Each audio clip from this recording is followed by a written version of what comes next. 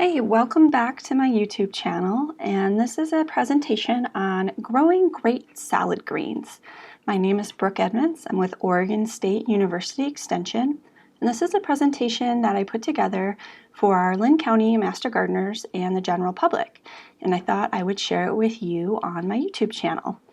And so what we're going to focus on today, again, is growing salad greens and some other fun things. So let's jump in and get started. So there's a lot of different options to grow in your garden to add to a salad. So you have your base material, what we call your greens. And a lot of our presentation today will focus on lettuce, a little bit later on, the different types of lettuce and how to grow those. They're pretty easy to do. But just keep in mind that there's a lot of other greens that you can add to your base of your salad. And some of this really depends on what flavors you prefer. So if you like something a little bit more bitter or stronger flavor like an arugula, you like something a little bit more mild but a deeper green like a spinach. Kale has a more firm texture, I guess, to a green. You could call it a firm texture. Even dandelion, even that pesky dandelion weed, some people will actually like to grow this on purpose and add it to their salad to add a little bit of a bitter flavor. And then we'll also talk about some of the fun additions you can grow to add to your salad. So touch a little bit on sprouts, but a little bit more on microgreens and also edible flowers. So a couple definitions before we get into this. And so biggest one is thinking about the different types of greens. So some of the easiest things for people to grow are baby greens. So this is basically, and you can think of it as an immature lettuce. So they're at least 2 weeks old. They have some true leaves on them, but they're not a mature head. And I found some great resources for you to look at. And so this is out of Washington State University. And this is through their Small Farms program. And they are growing these baby greens for production purposes, for commercial purposes. But they have a great website that shows you all the different types of greens, what they look like when they're mature, how big they are. And so you can see there's a whole different array of things that you can grow as baby greens. So arugula, beet greens, mustard greens, all of these things, you don't have to wait for the plant to mature. You can sort of plan ahead and have baby greens to eat. Next other sort of definition to think about is thinking about sprouts. So sprouts are seeds that have germinated, and they're maybe 3 to 5 days old, depending on which type of sprout seed that you're using. You don't need any soil. And so these can be grown in jars or in special sprouting kits. One of the caveats, though, with sprouts is that they have been pretty closely associated with some foodborne illness issues. So keep that in mind. And this is really because when you think about how these sprouts are grown, they're in a very high moisture environment. And that high moisture environment is great for seeds to germinate and grow, but it's also great for bacteria to grow as well. So if you're at any bit immune compromised or worried about food safety, you may want to skip on the sprouts. But one option is to go with microgreens. So microgreens are seeds that have germinated, but they're about 10 to 14 days old. And in this case, you don't actually eat the entire seed like you do with a sprout. You actually clip these off at the soil surface. So this picture is showing a little bit of recycling going on here. So you have a plastic berry box, and down in here there's some soil or other potting mix. The seeds of the greens were scattered on top and allowed to germinate and grow. So again, 10 to 14 days. When you're ready to eat these, then you can go in with scissors and clip them off here. So you're not eating any of the seed itself, which may have been contaminated in the case of sprouts with a foodborne pathogen. Now, there's a lot of different kinds of microgreens that you're going to see available at stores, and so these are ones that you can buy at garden centers or you can purchase them online as microgreens.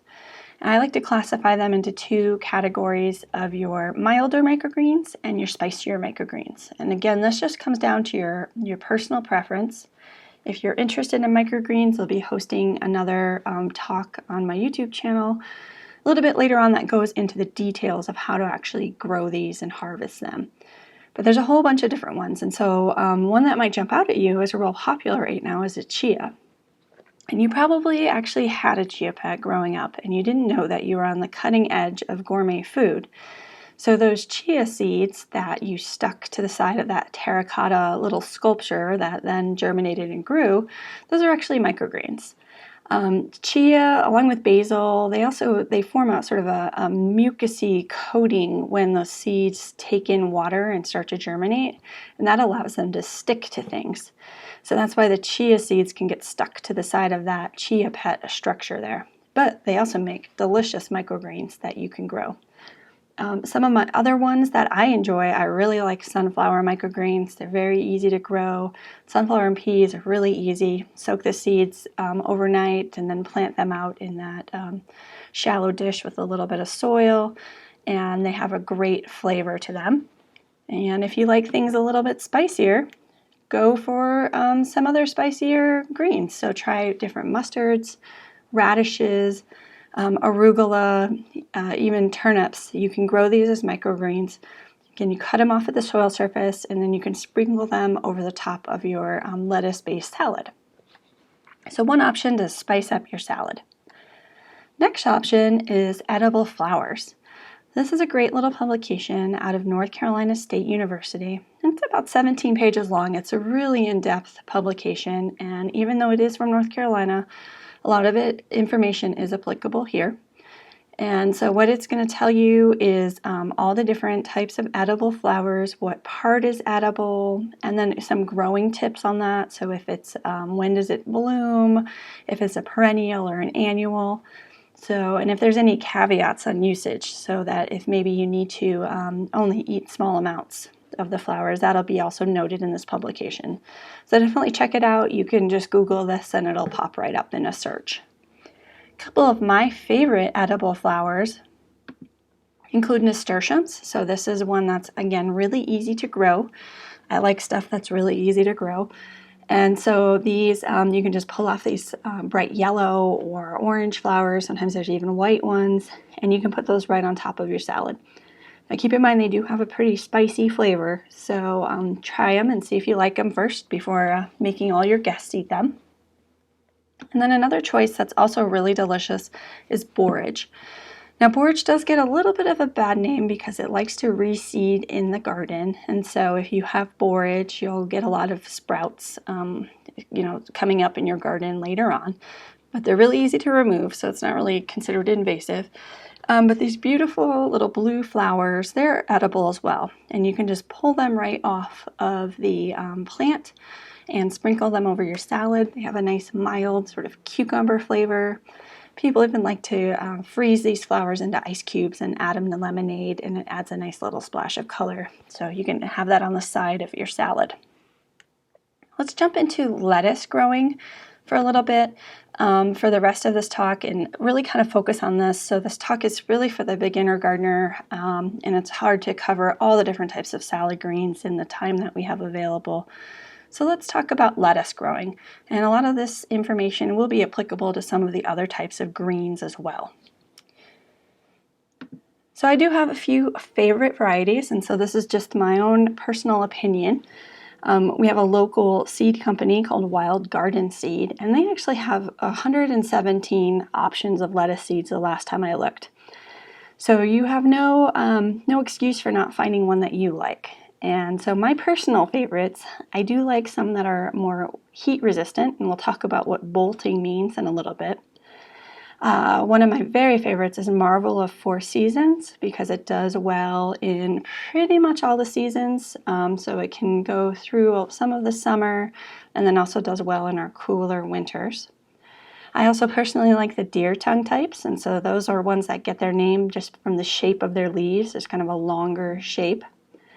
And then I do like the Butter Crunch, and this is one that's a very neutral bib type lettuce, and it just adds a nice volume to a salad and doesn't overwhelm with strong flavors. So those are just some of my favorites, and I encourage you to try out different varieties. You might see them for sale at garden centers, or just try that pack of seed and do some experimenting. It's a lot of fun.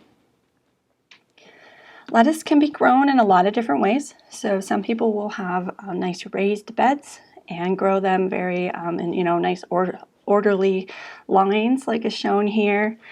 If you are in a small space, you can easily grow lettuce along with all your other salad additions like herbs in containers. So lettuces are pretty shallow rooted. They're not going to need as much space as tomatoes or other things like that. And they're pretty short-lived. Some people even get creative. So, do a little recycling. So a little bathtub salad gardening here. Lettuce is pretty not particular, really. I mean, it's not going to be in the ground that long. It likes a nice sort of neutral soil pH. If you have some compost or amended soil that you're going to use, that will give it a little bit of fertilizer as you start. Definitely want to think about removing any weeds, any competition, so that you get a nice full head of lettuce. One thing to keep in mind is to try to schedule your plantings. So a lot of times that new gardeners get really excited and they have a raised bed, and then they fill it up with lettuce. And what happens is all that lettuce becomes mature and ready to be eaten all at the same time. So try something that's called succession planting, where you're basically planting in intervals, and it gives you continuous greens or continuous salad throughout the summer. So plant a row, and then wait, 2 weeks, plant the next row. And so you'll have this continuous salad that's maturing.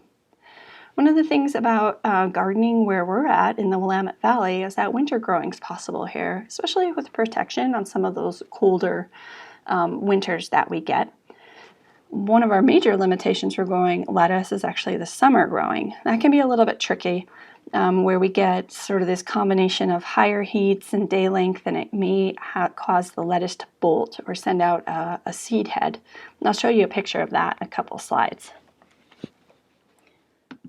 When you're ready to plant, so you can do this any number of ways. You can buy seeds, and so this picture is showing regular lettuce seeds here, but then you may also see coated seeds. So these are lettuce seeds that have been basically wrapped up in a clay, and this can help if you have issues where you can't kind of space out these little seeds and they get everywhere. So this coating it's just clay. There's no pesticides or anything in that.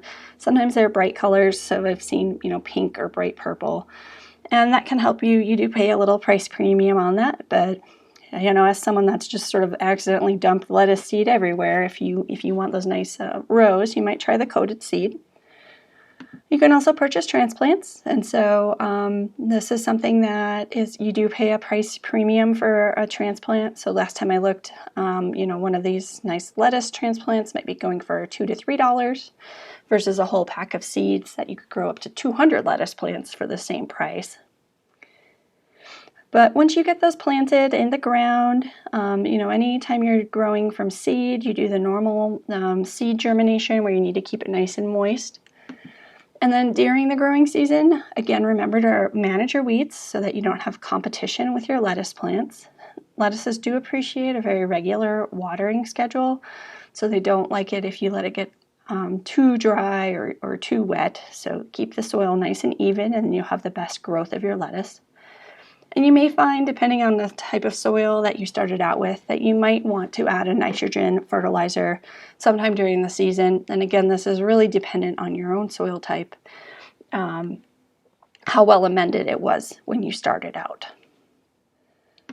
And then, lettuce will grow along, and depending on how long it takes for it to mature, so 55 plus days, you'll be ready to harvest. And depending on that type of lettuce, will depend on how you harvest that. So if you have a head type lettuce, you're going to harvest that entire head at once, and that plant is done. And so this is an example of that. Some of these other smaller bib types, you can harvest that entire head. With baby greens or other greens, you can actually pluck off the individual outer leaves. And if you don't remove this center growing point here, it will just keep growing throughout the season, and you can sort of pick your salad as you like it.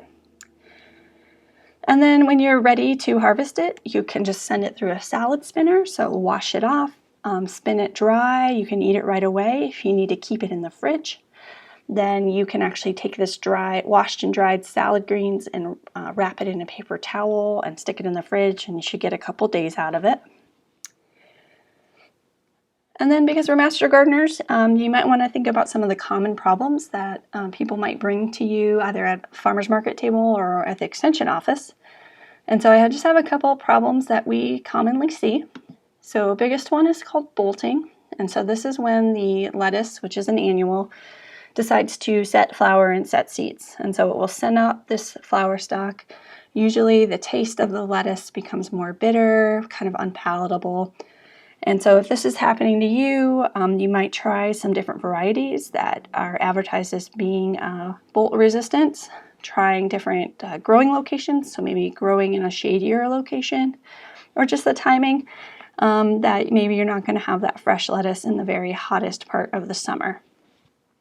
Another very common problem are slugs. So slugs and snails, but mostly slugs here.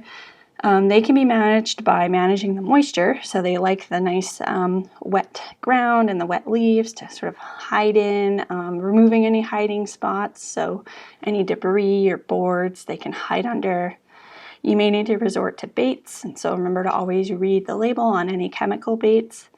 And then some gardeners have had good luck using a copper foil, especially if they're growing in containers. They can purchase a roll of copper foil and put that around the lip of the pot, and that will deter the slugs from entering into their pot. Another common pest we may get occasionally is flea beetles. So this is a small insect that gets its name because it hops like a flea, but it's not actually related to a flea. And they're going to chew little circular holes in your lettuce or other greens. And this is one that you need to really kind of manage ahead of time by putting a fabric row cover over your lettuce to keep them out. So once their damage is happening, once you see these beetles, it's going to be a lot harder to manage them. And then the last problem that we occasionally see is called tip burn. So this picture is showing the edge of a lettuce leaf with this brown area. And this problem is really similar to what we see with tomatoes when we get blossom end rot. It's related to the calcium in the plant cells. And this can be managed by having nice even watering, so not having the lettuce or the growing area get very dry and then very wet. And then there may be some cultivar differences. Mostly this is limited to commercial varieties, but you might see this on some of the gardening packs that are available to homeowners. So this is the wrap up the presentation of growing great salad greens. And if you need any more information, you can visit my blog at blogs.oregonstate.edu/ediblegardens, or keep checking back on the YouTube channel for future presentations. Thanks for watching.